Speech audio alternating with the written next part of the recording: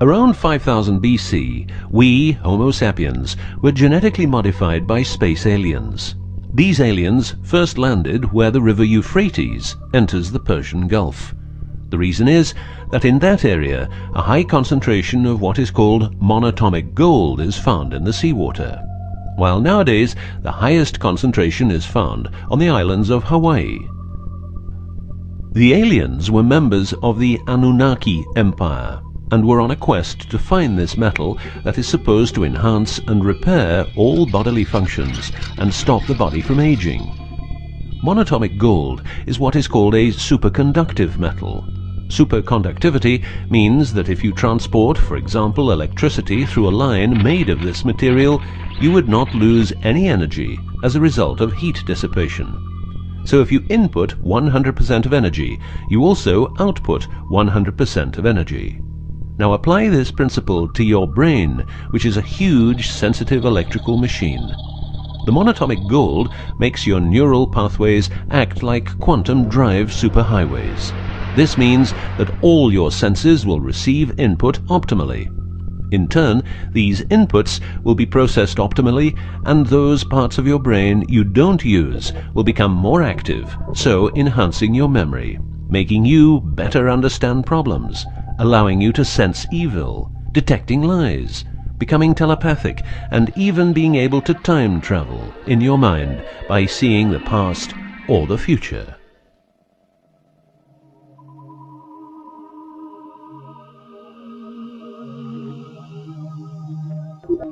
So the Anunnaki, which is the name of the empire which includes races like the Saurian, or as they are called the Reptoids, the Argarians or Nordics because of their human looks, and the Greys from Zeta Reticula, were looking for monatomic gold. This involved enormous effort because it had to be extracted from seawater, or by processing it in such a way that the gold, usually in pairs of 8 atoms per molecule, could be separated into individual particles. In this fashion, the monatomic elements were separated from the multi-atomic cousins. In a similar way, uranium-235 is produced. For the use as intelligent slaves, the Anunnaki took a man, let's call him Adamski, and took out a part of a rib. This is because the rib is a part of the human body that can be removed without causing too much damage, and because the rib contains bone marrow, it's a perfect source for DNA. The Anunnaki modified the DNA for a better manipulation of the humans and implanted it into a woman, let's call her Mulva. Mulva then had children with Adamski, and their children were, just like Mulva, genetically modified. These humans worked for the Anunnaki, but not a lot of humans knew about the Anunnaki, and then, for some reason, the Anunnaki disappeared. An interesting detail is that the symbol for human DNA resembles the word Yah, which is God, but surely this is a coincidence.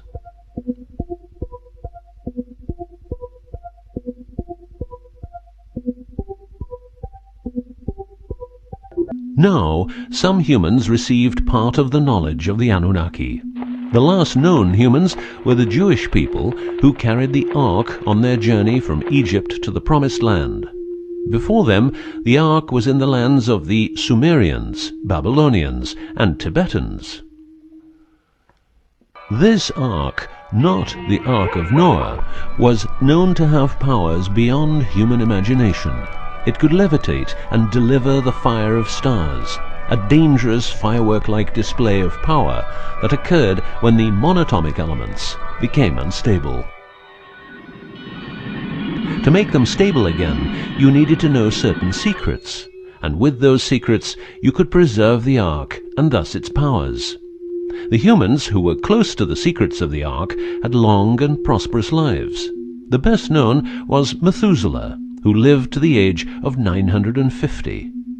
Wherever the Ark is, the culture thrives, and over the centuries it moved from Jerusalem to Rome to London, and is now supposed to be in the United States of America. The Ark always moves west, and will always keep moving west. From the very beginning, the people who own the Ark have never given it away, and great care is given to preserve the bloodline's purity of the holders of the Ark. Renowned conspiracy theorist David Icke studied the bloodline of George W. Bush. This he traced back all the way to the Sumerians, a people who lived in the southeastern part of what is now known as Iraq, where the river Euphrates meets the Persian Gulf.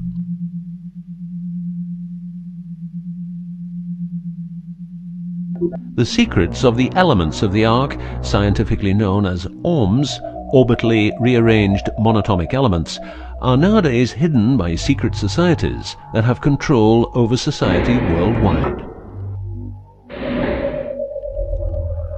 The word ORM is the same as the Hebrew word which means the tree of life. ORMs consist of 8 metals. These 8 metals are ruthenium, rhodium, palladium, and silver, known as the light platinum group, and osmium, iridium, platinum, and gold, known as the heavy platinum group. Gestation of these metals in monatomic form prolongs life and enhances and repairs bodily functions.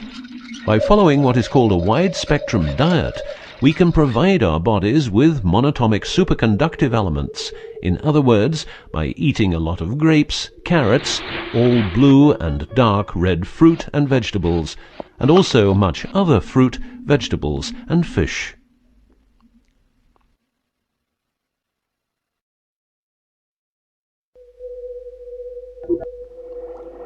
There are countless fragments of footage shot by both Russian and American astronauts, which show the vast number of lights that seem to be attracted by releases of electromagnetic energies by both the Earth and man-made objects such as satellites. In Building 8 of the Johnson Space Center in Texas, the USA, high-resolution pictures taken by satellites are photoshopped each day to remove proof of aliens. In the film The Secret NASA Transmissions, the footage, it becomes clear that astronauts have grown accustomed to these strange anomalies, and that even in 2000, an unprecedented cooperation between NASA, the Russian Space Agency, and a committee of UFO experts was formed to share knowledge on this subject. To better understand this whole story, a few revelations are in place. Everything vibrates because atoms vibrate, and that is because the subatomic particles are in harmonic resonance, a fancy word for vibration and keeping themselves in equilibrium. Gravity is vibration generated by the presence of mass, and it can be neutralized by altering the harmonic resonance of the gravitational field.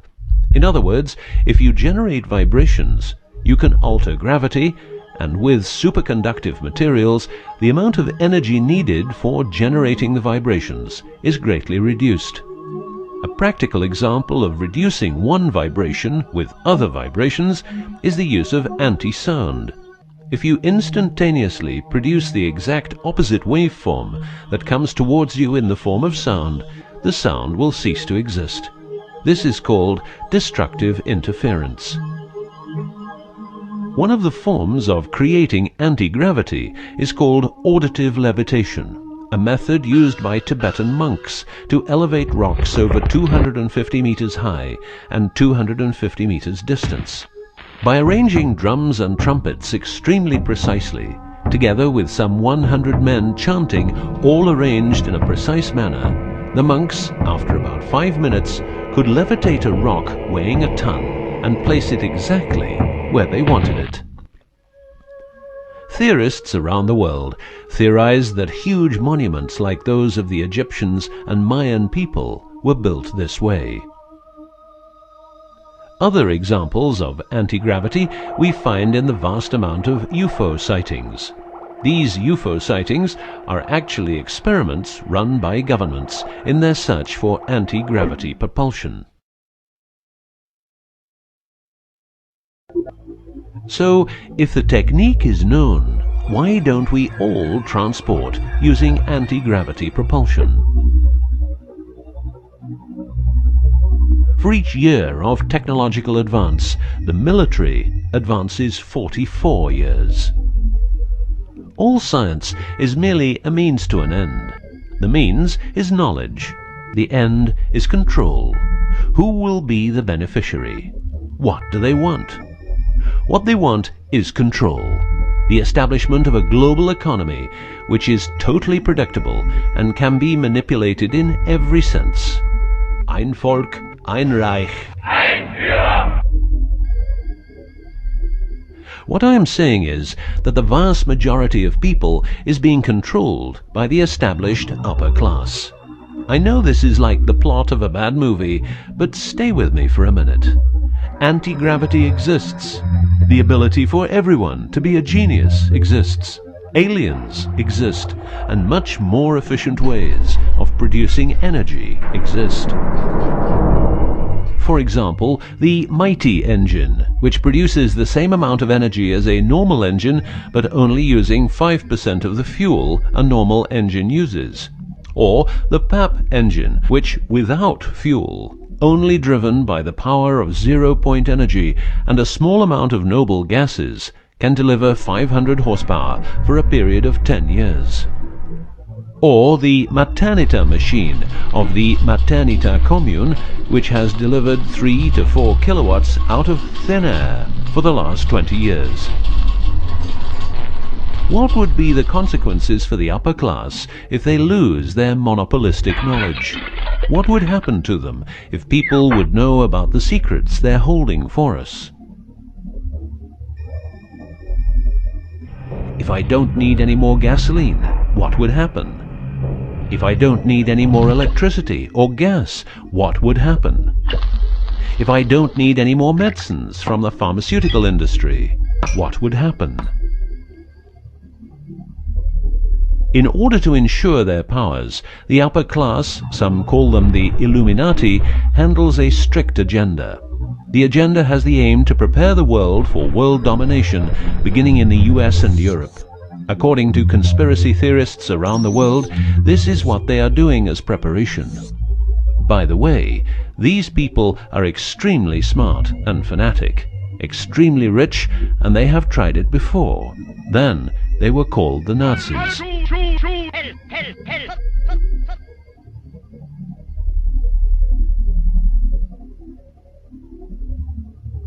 Although what you are going to see and hear sounds very peculiar, remember that a lot of people, for instance, ex-personnel of the US and UK armed forces, have been brutally murdered for making their information public. Let's begin with 9/11, but first a little history. What the Second World War did for the US is that it gave the country such an economic lead that it could easily grow more comfortable in its already powerful role. The industry of war gave everybody jobs, and therefore everybody could start consuming. Marshall aid gave Europe the economic impulse it needed. In other words, war leads to flourishing economies and leaps forward in technology. The process of transformation, even if it brings revolutionary change, is likely to be a long one, aside from some catastrophic catalyzing event like a new Pearl Harbor. These are the words of a neocon think tank whose members count people like Dick Cheney, Wolfowitz, and Donald Rumsfeld. What it says is that America needs a war to transform into its next shape, and 9/11 is our new Pearl Harbor. In the manipulation of people, one of the strongest weapons is to make people believe someone else did it. What I'm trying to say is that the US government is trying to make the people believe Osama did it. But did Osama do it? Did you know that 6 weeks before the WTC towers collapsed, the owner had a new insurance policy made up, ensuring that the owner, if the towers would collapse due to a terrorist attack, would receive the amount of $3.5 billion.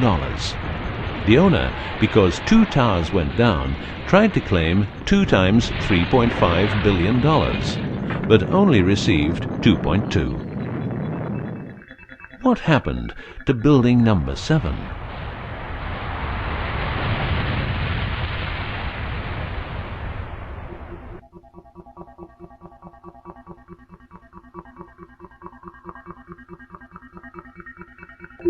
In order to control people who can be a hazard to the bad guys have control of a number of tools. One of these tools is the remotely operated electromagnetic frequency weapon. These use microwave, ELF, extremely low frequencies, and acoustic frequencies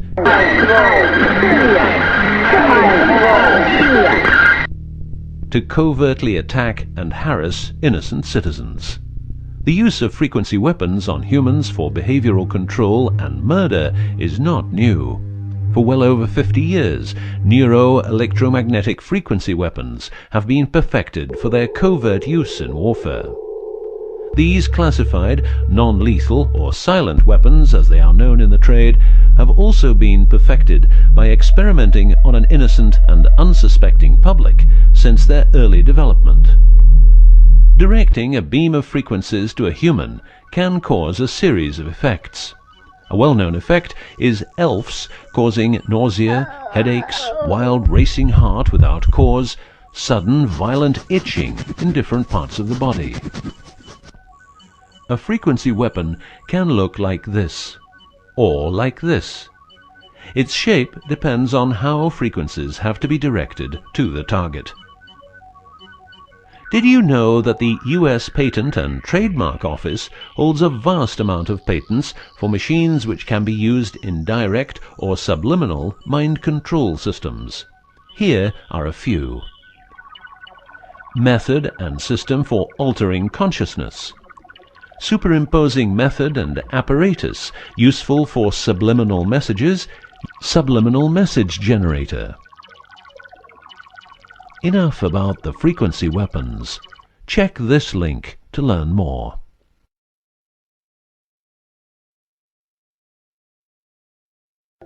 You will realize that to control people, you have to know what they are communicating. So in the 1950s, the UK and USA decided to set up the world's biggest espionage network to make sure all communications between Russians and spies or allies were monitored.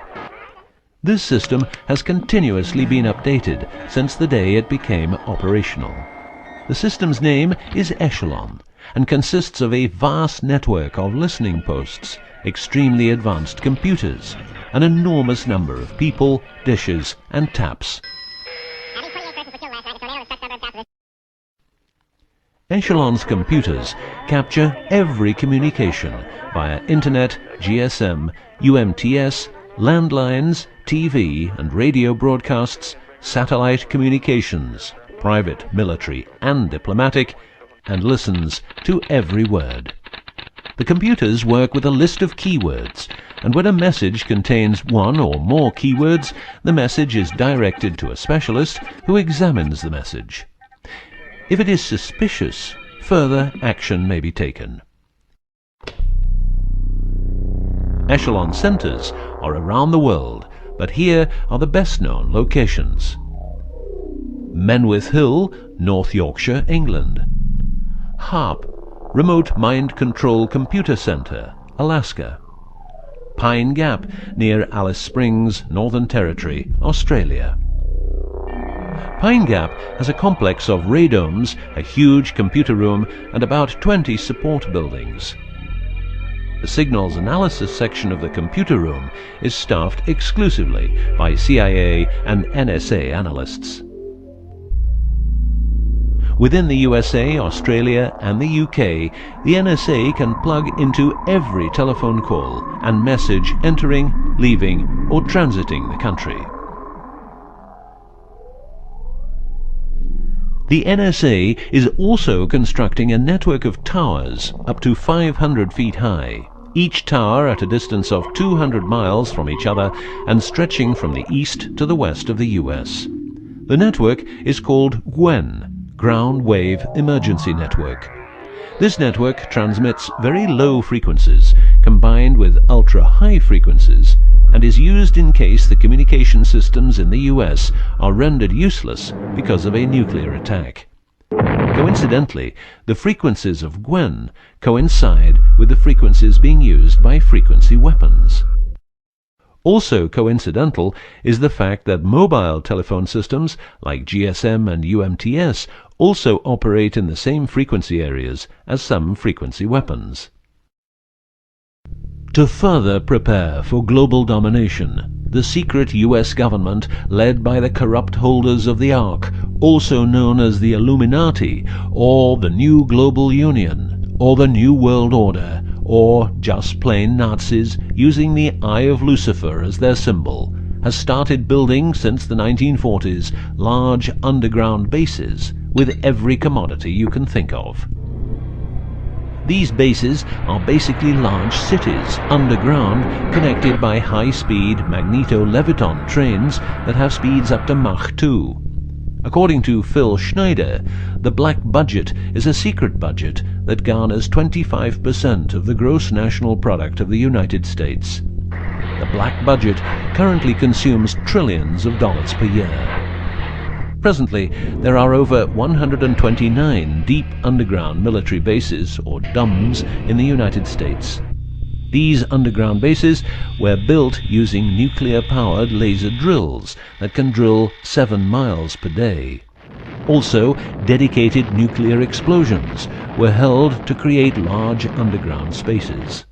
A lot of contractors work in these places, but never more than 3 to 4 weeks. Always under strict supervision, and before entering a site they are warned that if they talk about what they see, it will cost them their lives. As mentioned, men are the result of a genetic modification by space aliens. These aliens have been on Earth for a long time and lived in large underground cities all over the world.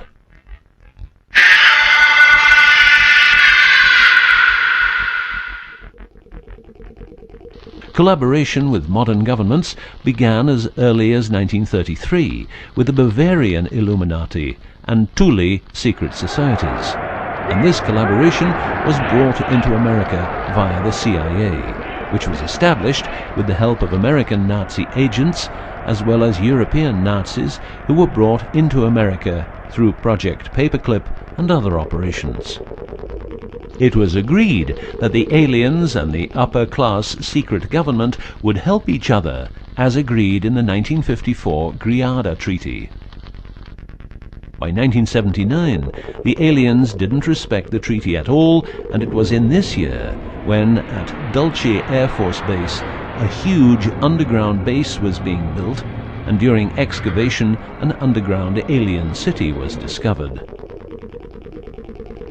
There are several species of aliens working with the US at the Underground 7 level facility at the Alien US Government Biogenetic Research Base in Dulce, New Mexico.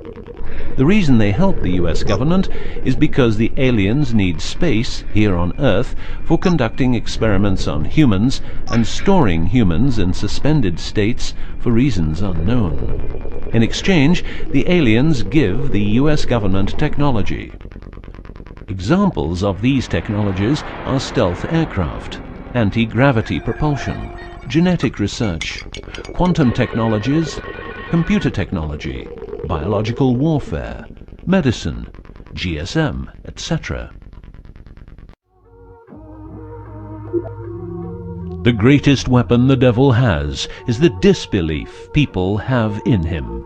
The devil represents evil, and those who want to dominate are the evil ones because they keep their knowledge from saving lives and improving the world. Instead, the evil ones will make the people more docile and stupid, using more tricks in order to achieve their goal, which is world and universal domination. The story of the aliens seems so unreal that, like the devil, it is subject to ignorance and ridicule, and that is its greatest weapon. In the past and present, the evil ones have tried a number of methods and products to manipulate people. AIDS, invented by a laboratory in Chicago, Illinois in 1972. It was a biological weapon to be used against the people of the United States. Second, the US government has a Tesla device to generate earthquakes. NASA only landed on the moon once. Almost 90% of drugs trafficking is organized by the biggest secret services in the world, like CIA, NSA, MI5, MI6, and so on. Since the US is in Afghanistan, poppy production has reached an all-time high, and never has there been so much heroin on the market. People who don't need drugs needn't worry. Their needs are covered by the pharmaceutical industry. The global warming story is a hoax. The Earth is warming up, but not as a result of CO2 produced by man, but because the cycle of the Earth is just like it is. Remember that 10,000 years ago, the whole northern part of the world was covered in ice. It's what we call an ice age. The Ark, in its recent form, started its journey in the deserts of Egypt and was carried to the Holy Land by the Jewish people. In Jerusalem, the Ark started its journey around the world heading west.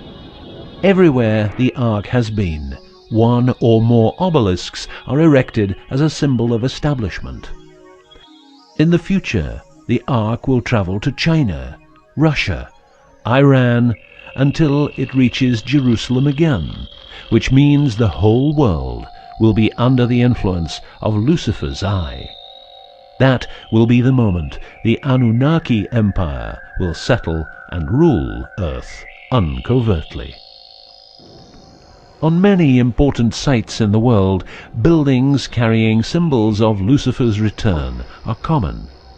The best-known example is the Pentagon, which suggests a pentagram referring to the Jewish symbolism and the symbolism of the Ark. Another example is the Israeli High Court. It's a building with dozens of satanic and secret symbols. Like the eye of Lucifer, an inverted cross you can walk on, its numerical anomalies. It was built in exactly 750 days. Used exactly 250,000 stones, all hand-laid, and was funded by the Rothschilds, the founders of the central banks and the World Bank. These buildings celebrate the coming of and will serve as headquarters for the evil ones. From here, every communication will be monitored. The underground cities will then be used as detention camps, where the bodies of resistance people will be converted into soulless zombies. The army of the NWO and its intelligence agencies will be able to track and trace everybody on Earth and influence their opinions or simply dispose of them. Socially, everybody will be watched by their neighbors and friends and mobbed if they have different opinions. The rich, richer and smarter, the poor, poorer and dumber, will support the pyramid with Lucifer's eye on top, as it has always been. This will be the future, and the future is now.